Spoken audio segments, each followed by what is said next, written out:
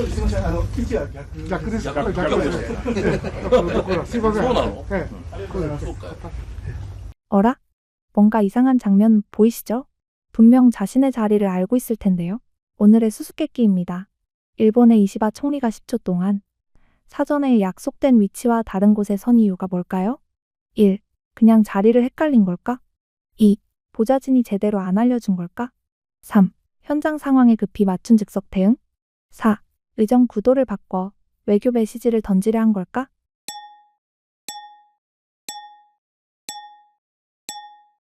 정답은 영상 끝에서 함께 확인하시죠. 오늘 영상은 G7 특별편이라 평소보다 조금 깁니다. 하지만 숨겨진 외교의 언어를 제대로 배워가실 수 있거든요.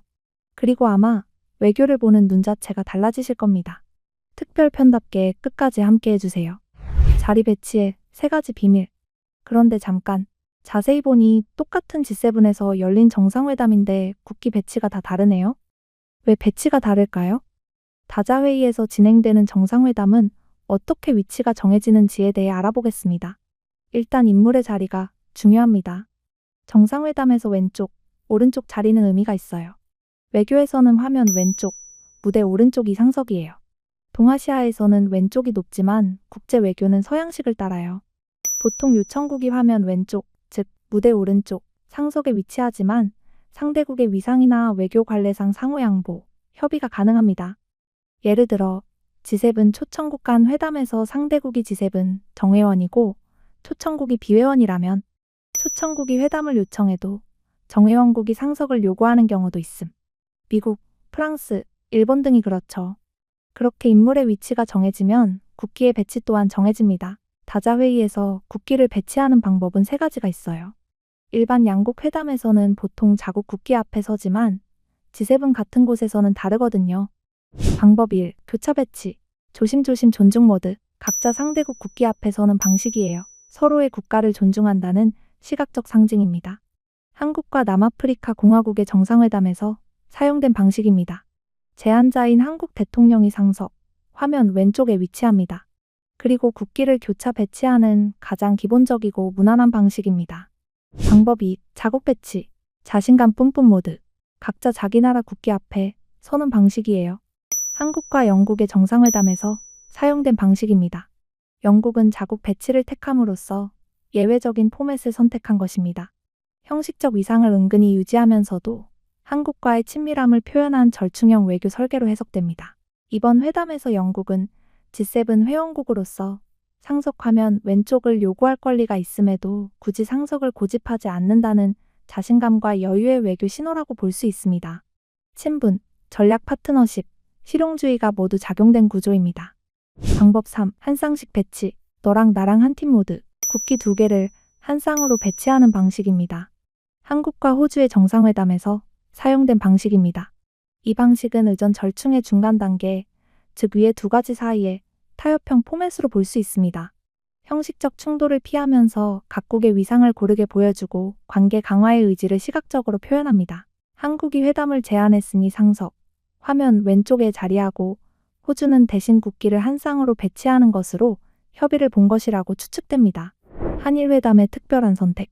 그럼 한일회담은 왜 크로스 배치를 선택했을까요? 한일 관계는 아직 긴장된 관계거든요. 과거사 문제, 독도 문제로 완전히 편한 사이는 아니죠. 교차 배치는 이번 회담에서 정치적 부담을 최소화하고 외교적으로 가장 무난한 선택을 한 것으로 보입니다. 서로 예의는 지키며 조심스럽게 관계를 개선해보자는 메시지를 택한 거예요. 근데 이번 회담은 한국이 제안했는데 화면 왼쪽, 즉 상석에는 이시바 총리가 앉았습니다. 한국은 초청국, 일본은 G7 회원국. 일본은 이 회원국 지위를 근거로 상석을 요청했고 양국은 형식적 균형을 위해 국기는 교차 배치로 합의했다는 추측이 가능합니다. 여기까진 외교적으로 흔한 풍경입니다. 하지만 이 정상회담엔 아주 특별한 장면 하나가 숨어 있었습니다.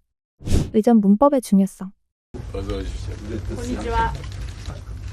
お願いします。お疲れ様です。こっちはこっちじゃない。 입장 직후 이시바 총리가 갑자기 자리를 바꾸는 모습 눈에 띄지 않으셨나요? 앞줄에 앉은 일본 보좌진들 사이에서도 순간 탄성이 새어나옵니다. 그는 처음에 자국 굳기 앞 화면 오른쪽에 약 10초 동안 자리합니다. 하지만 곧 앞에 있는 보좌진이 위치가 반대라고 말하죠. そうです。すみません。位置は逆です。逆逆です。だからすいません。そうなの？두 정상은 자리를 바꾸고 결국 크로스 배치가 완성됩니다. 이 장면 단순한 실수였을까요? 사전 브리핑에서 국기 위치와 좌석 배치는 이미 양국이 합의한 사항. 이시바 총리도 몰랐을 리 없습니다. 그런데 왜 현장에서 자리를 바꾸려 한 걸까요? 아마도 실용주의를 중시하는 이시바 총리가 형식보다 편안한 자리를 택하려 했던 걸지도 모릅니다. 하지만 외교 무대에서 즉흥적인 변화는 결례로 비춰질 수 있습니다. 합의된 의전을 바꾸려면 반드시 양국 의전팀 간 협의가 선행되어야 하니까요. 이시바 총리의 행동은 양보와 실용을 고려한 나름의 좋은 제스처였을지도 모릅니다.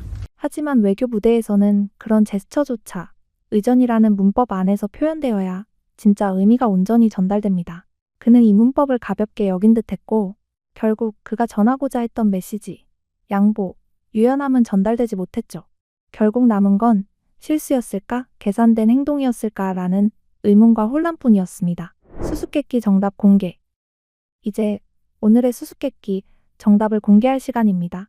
일본의 이시바 총리가 10초 동안 사전에 약속된 위치와 다른 곳에 선 이유가 뭘까요? 정답은 4번. 의전 구도를 바꿔 외교 메시지를 던지려 한 걸까? 입니다. 해석은 보는 이의 시선에 따라 달라질 수 있습니다. 숨겨진 디테일, 심리적 주도권. 그런데 또 하나 놓치면 안 될 디테일이 있어요. 이번 회담에서는 이재명 대통령이 먼저 자리를 잡고 기다렸어요. 먼저 기다리는 쪽이 심리적 주도권을 가질 수 있거든요. 먼저 대기, 여유로운 모습, 공간을 먼저 장악하는 효과. 조용하지만 확실한 메시지였죠. 스핑크슈, 요약 정리. 자, 정리해볼까요? 교차 배치, 조심스러운 존중, 긴장된 관계. 자국 배치, 편안한 대등함, 안정적 관계. 한상식 배치, 강한 파트너십, 특별한 협력. 외교는 물밑에서 벌어지는 치열한 협상이라고 생각합니다. 그 치열함은 정상들의 위치와 국기 배치라는 외교의 언어로 수면 위에 드러나는 것 아닐까요? 외교의 언어. 약속드린 대로 이제 여러분은 외교의 언어 하나를 배웠습니다. 외교의 세계, 조금은 다르게 보이시죠? 다음에 정상회담 뉴스가 보이면 제일 먼저 각국 정상들의 위치와 국기 배치를 확인해 보세요. 그게 바로 뉴스 이면의 외교를 읽는 첫 번째 열쇠니까요. 이 장면 함께 해석해 볼까요? 이 회담은 누가 제안했을까요? 상석은 화면 왼쪽, 즉 이 회담을 제안한 쪽은 브라질의 룰라 대통령일 가능성이 높습니다. 두 나라의 정상회담 모드는 무엇일까요? 국기 배치는 자국 배치, 형식보다 편안함을 택한 일상 모드 외교죠. 실제로 이 회담 전 확대 정상회의에서 두 분은 먼저 인사를 나눴다고 합니다. 이 회담은 격식보다는 이제 우리는 조금 더 가까워졌어요라는 친밀의 신호라고 볼 수 있습니다. 흥미롭게도 두 분 모두 어려서 공장에서 일했던 소년공 출신이에요. 가난을 이겨내고 대통령이 된 공통점이 이런 따뜻한 분위기를 만든 건 아닐까요? 그리고 이런 스페셜 에피소드가 더 보고 싶으시다면 좋아요와 구독 부탁드려요. 앞으로도 재미있는 수수께끼로 찾아오겠습니다. 스핑크슈는 복잡한 현실 속 진짜 물음표를 찾고 싶습니다. 우리는 아직 작고 소심한 채널이지만 늘 왜? 라고 묻는 마음을 잊지 않으려 합니다. 구독과 좋아요는 늘 생각보다 큰 힘이 됩니다. 세상을 푸는 수수께끼 스핑크슈였습니다. 다음 영상에서 만나요.